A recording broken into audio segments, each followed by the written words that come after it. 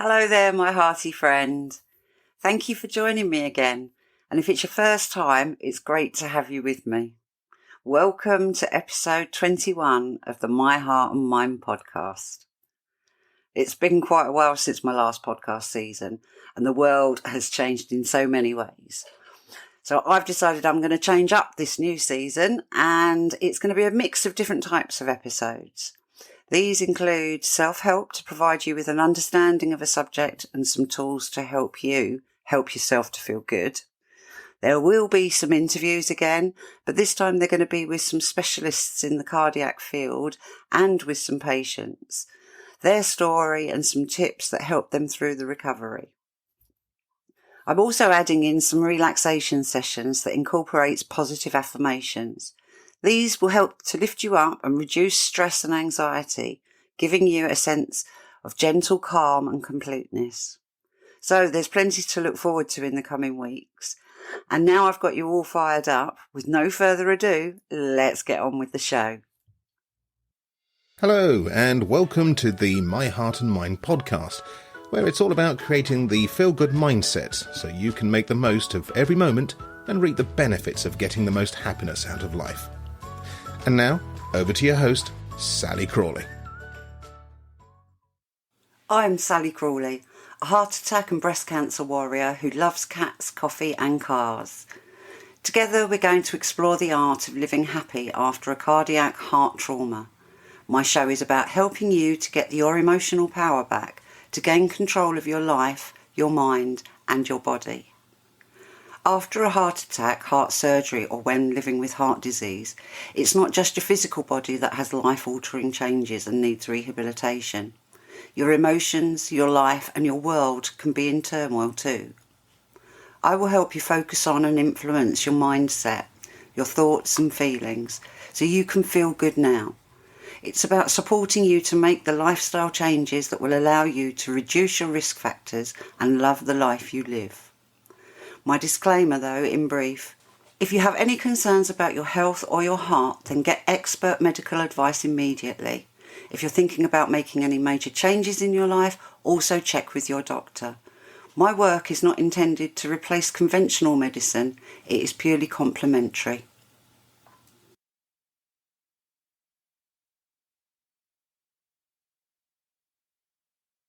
I recently asked in my Facebook community, how have people been feeling since their cardiac event or diagnosis? The top answers were fatigue, sleep issues, anxiety and lack of motivation. This helped me decide what my first episode was going to be about. So today we're going to be covering off the problem of fatigue. We're going to talk about, or I'm going to be talking to you about what fatigue feels like, what the difference is between tiredness and fatigue, because it's quite easy to get that confused. And we'll get down to the why we get fatigue, what it is and what causes it. By the end of this episode, hopefully you're going to understand what fatigue is and what it's not. You'll understand what causes it and accept that you are justified in how you feel. You'll have some ideas and some tools that are going to minimise the impact of the physical and emotional effects of fatigue. I have experienced fatigue 3 times in recent years. Once was after my heart attack. The second was when I was going through radiotherapy after my breast cancer diagnosis. And again, more recently, during and after COVID. It's hard really to describe the kind of exhaustion that you feel. If somebody hasn't experienced it, then it's really hard for them to understand that fatigue is not relieved by resting or sleeping more. This fatigue is not the same feeling as being tired. It's more like having the flu or having all of the stuffing taken out of you, and maybe similar to being run over by a very large big red bus. It felt like I was existing in a fog and I couldn't think straight. It's not just tiredness. The mind and the body feel completely fatigued and everything feels like hard work. So is it tiredness, being sleepy, or fatigue? Feeling sleepy and being tired occurs when you don't get enough good quality sleep, or when you have a lack of stimulation and you're quite bored. It can also be a symptom of a health condition that interferes with sleep, such as sleep apnea, fibromyalgia, restless leg syndrome, and these are just a few examples. Tiredness happens to everyone. It's an expected feeling after a certain activity or at the end of the day, perhaps when it's been particularly hard. Usually you know why you're tired, and a good night's sleep solves the problem. It's likely to be quite short term as well and easily treatable with regular and consistent sleep. But fatigue, however, especially when it's a chronic fatigue, has been going on for a long time, it's often associated with a health condition or problem, like heart disease and cancer treatments. And it is so well recognised now that it's its own chronic condition called myalgic encephalomyelitis. Sorry, I don't think I said that properly. Or chronic fatigue syndrome. That's much easier for me to say. You'll often hear them called ME or CFS. And it's officially recognised in the UK as a disability. So what is fatigue? This is a definition by Mayo Clinic staff. And they say, nearly everyone is overtired or overworked from time to time. Such instances of temporary fatigue usually have an identifiable cause and a likely remedy. Unrelenting exhaustion, on the other hand, lasts longer. It's more profound and it isn't relieved by rest. It's a nearly constant state of weariness that develops over time and reduces your energy, motivation and concentration. Fatigue at this level impacts your emotional and psychological well-being too. And there's no particular specific test There is no specific test for fatigue, but there are clear guidelines to help doctors diagnose the condition. It is subjective though, and it can manifest in people in different ways. It's a feeling of exhaustion that is unrelated and more intense than would be suggested by your activity during the day or your lifestyle. It prohibits you from achieving the normal things that everyone takes for granted. This can range from something quite simple as replying to emails, which was what I found exhausting when I was in my recovery, to not being able to complete household tasks, or maybe even being able to walk and talk at the same time, or being shattered after just taking a shower. It's not something that can be remedied by a good night's sleep. Whilst it can be triggered by an activity, e.g. taking the shower, it doesn't always appear at that time and may strike you down later on in the day, which can sometimes make it quite difficult to identify what it was that caused it.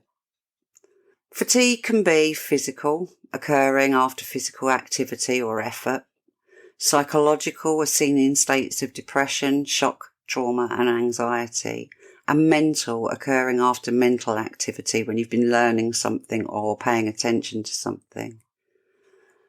The symptoms of fatigue are chronic tiredness or sleepiness, a headache, whole body exhaustion. Maybe some people experience dizziness and brain fog too. It's difficult to concentrate and your muscles ache and feel quite weak. You've got slowed reflexes and responses to things that you previously would have got taken to hand quite quickly. And I have also found that it impaired my decision making and my judgment. And oh boy, I could be really moody and also quite irritable.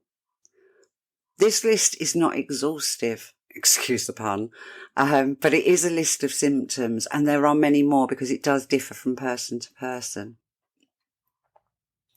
So what is fatigue not? Or more to the point, what is not fatigue? It's not easy for people to understand how it affects you. It's a hidden disease that is hard for people to appreciate just how debilitating it can be if they haven't experienced it themselves. I liken it to the feeling of a bad case of jet lag, but even then I don't think that would work as an example for everybody. What I will tell you though is it is not laziness. It is not your imagination, and it is not just being overtired. It is also not fixed by a good night's sleep, and it is not fixed by flopping on the sofa and having a nap.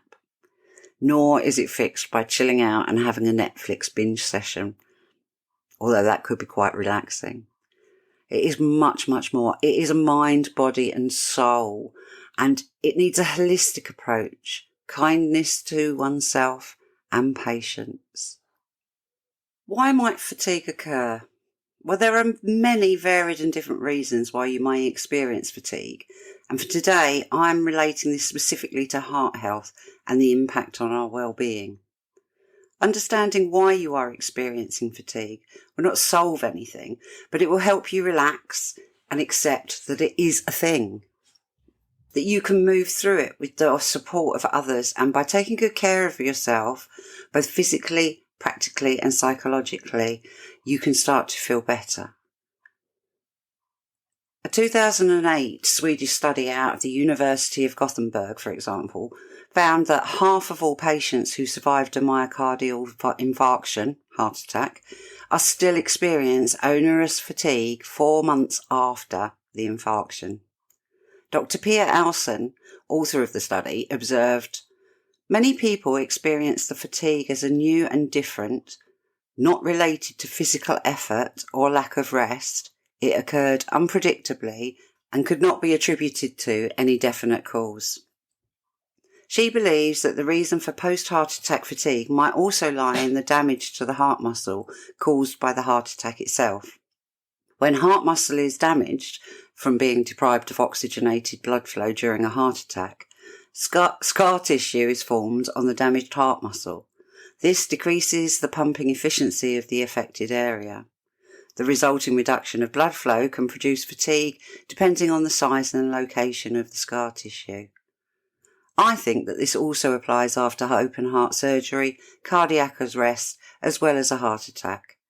With heart failure and with abnormal heart rhythms, the heart and other organs are impacted and have to work harder. This is exhausting physically, emotionally and mentally. The trauma, the healing and the experience uses much of your energy reserves. If you've experienced a cardiac arrest, this may have resulted in an interruption of the oxygen supply to the brain. The brain also requires energy to heal and repair itself, so may have difficulty sustaining energy over time.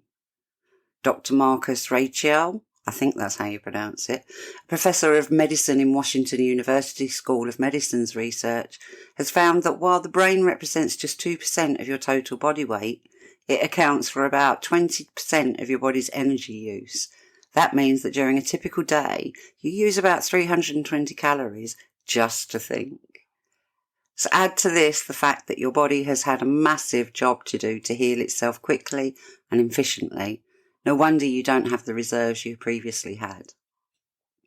It's worth bearing in mind that symptoms of crushing fatigue can be caused by other medical conditions, treatments, medications, viruses, anemia, disturbances in sleep, or a disruption in the regulation of the hormones like diabetes. If combined with cardiac recovery, the chances are that you'll be experiencing a double whammy here. Perhaps it's caused by the medication that you take. Some medications that you are taking for heart disease can also cause fatigue. These include beta blockers and statin drugs. If you also have a sleep disorder like sleep apnea, a condition linked to heart disease, you can feel extreme fatigue during the day. Weakness, fatigue and shortness of breath are to be expected in virtually all of those recovering from a heart attack or heart surgery.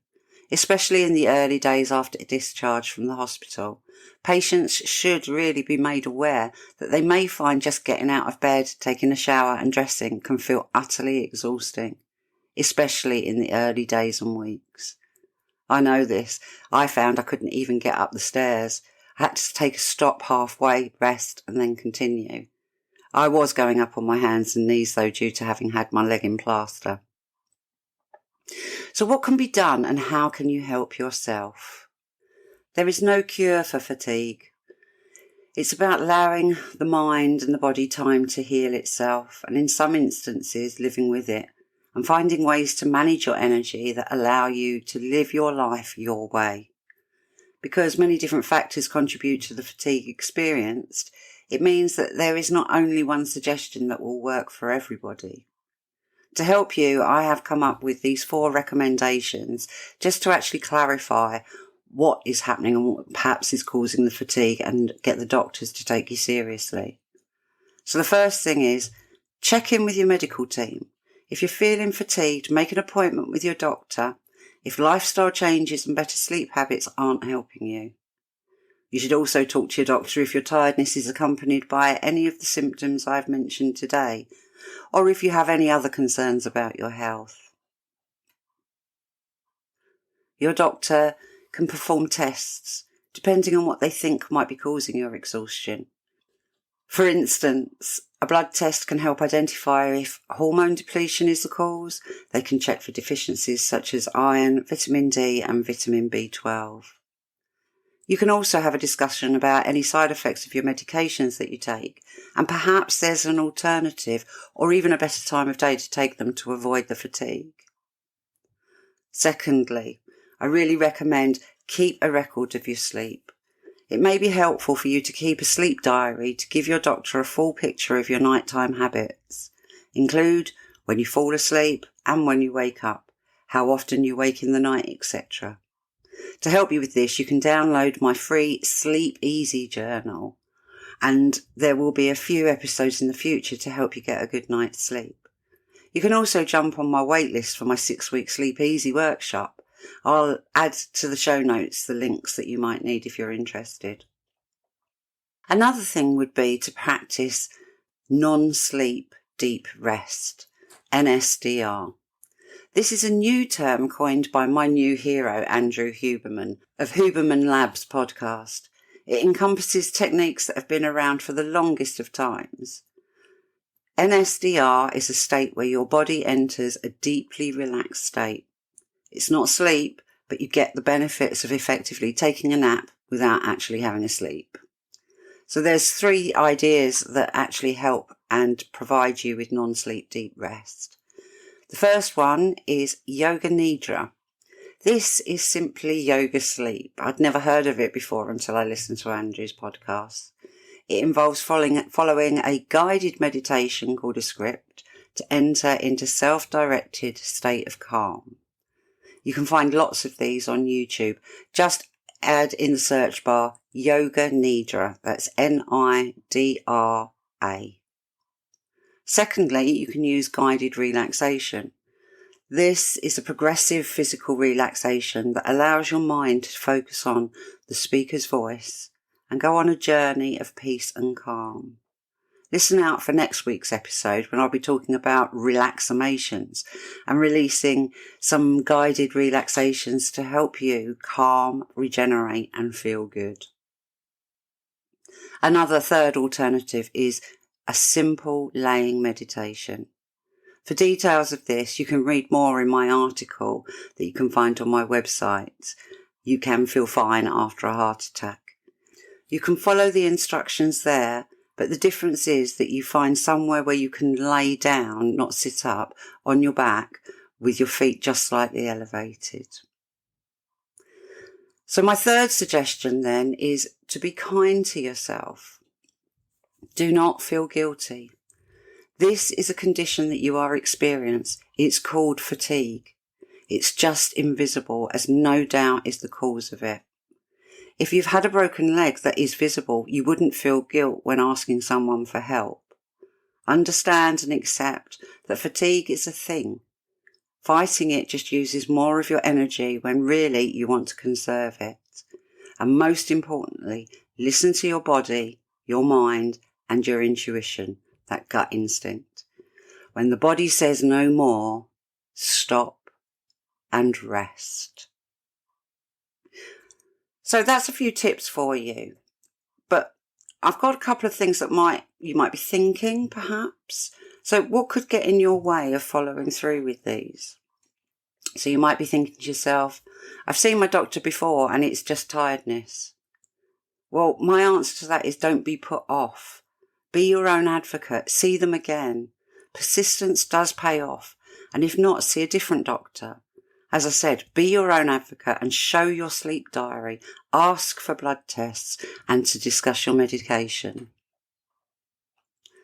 Secondly, you might be thinking to yourself, I think people don't believe there is anything wrong with me. Well, That's their issue. It's not yours. You know how you feel. Who cares what others think?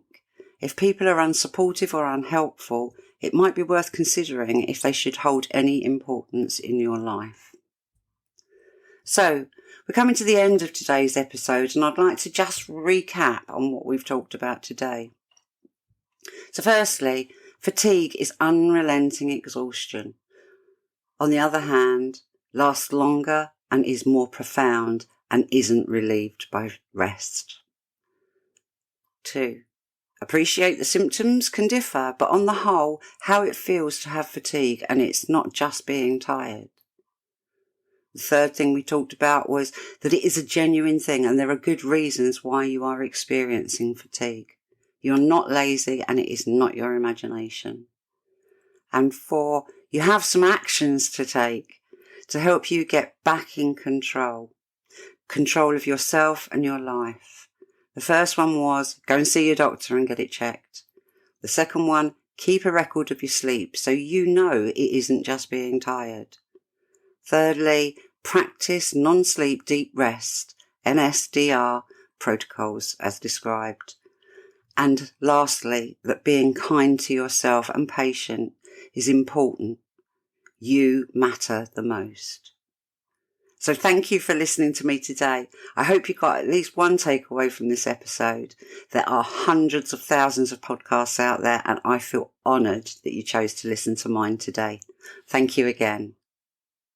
If you're curious to know about my Facebook community group, then just pop over to Facebook and put My Heart and Mind Community in search, and you're bound to come across us and find us. We'd love to have you join our group, and you will be made warmly welcome. If there are any topics that you'd like to discuss and like me to talk about, then please do drop me an email at Sallie, SALLIE, at myheartandmind.co.uk, or you can find my Facebook page, Sallie F. Crawley. And it leaves me just now to say that the beat goes on, one moment at a time. I'll speak to you again real soon. Until then, bye-bye for now. You've been listening to Sallie Crawley and the My Heart and Mind podcast, a show for you if you've had a heart attack, cardiac event, or other life-changing experience and want to feel good. It's all about mastering your feelings and emotions so you can feel great and live the life you love. To find out more, visit www.myheartandmind.co.uk and note that that's an AND and not the ampersand character. Go be magnificent.